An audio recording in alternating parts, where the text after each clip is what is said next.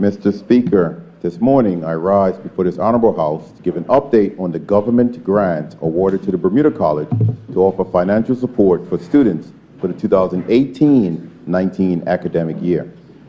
Mr. Speaker, let me first remind my honorable colleagues that since becoming the government last year, one of our first priorities was to increase accessibility to the Bermuda College for students in financial need. As the Minister of Education, I ensured that the Bermuda College was granted an additional $300,000 for this purpose, which is now given on an annual basis to provide financial support for its students. Mr. Speaker, members of this House will recall that the $300,000 is used to financially assist students enrolled in 3 categories of study: non-program and program academic division courses, professional and career development or PACE courses. This is a new benefit for students, as prior to this, Bermuda College did not provide funding for students enrolled in PACE. And thirdly, bachelor degree programs offered through the Bermuda College. Mr. Speaker, to be eligible for financial support, students were required to complete an application form and a worksheet to demonstrate financial need.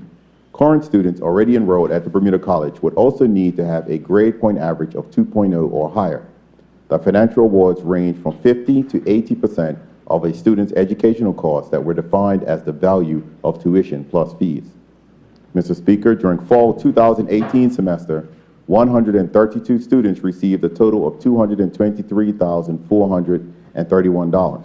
62 students were enrolled in the academic divisions, 70 were enrolled in the division for professional and career education or PACE.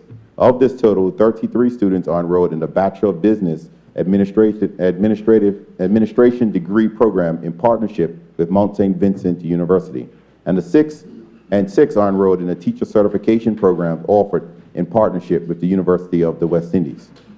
The awards range from $233 to $8,600, with an average award per student being $1,693 for the semester.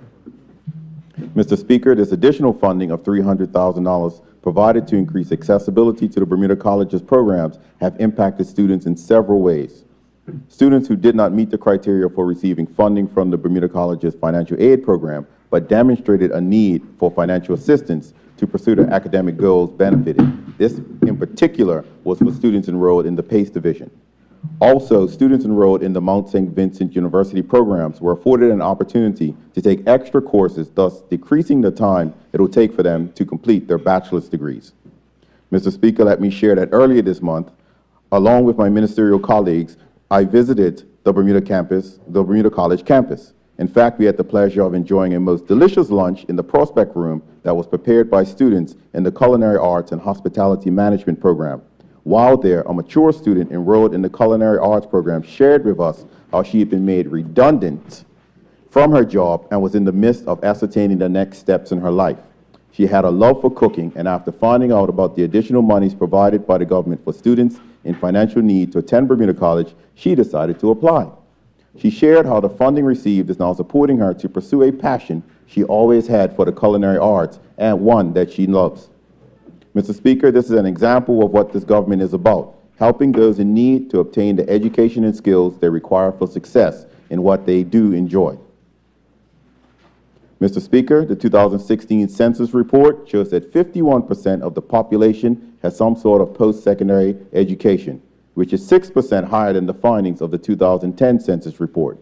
Although all demographics experience an increase when compared to the 2010 census, there's still a significant gap between the number of Bermudians and non-Bermudians with post-secondary qualifications, with only 46% of Bermudians having post-secondary qualifications compared to 70% of non-Bermudians. The additional funding provided by the Bermuda College reflects the government's commitment to increasing the number of Bermudians with post-secondary qualifications, while also leading the way in demonstrating the value of higher education, planting seeds to encourage a similar mindset throughout Bermuda.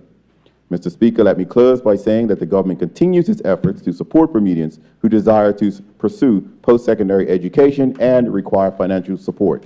This was reiterated in the recent 2018 speech from the throne. We will ensure that Bermuda College is accessible to everyone. Thank you, Mr. Speaker.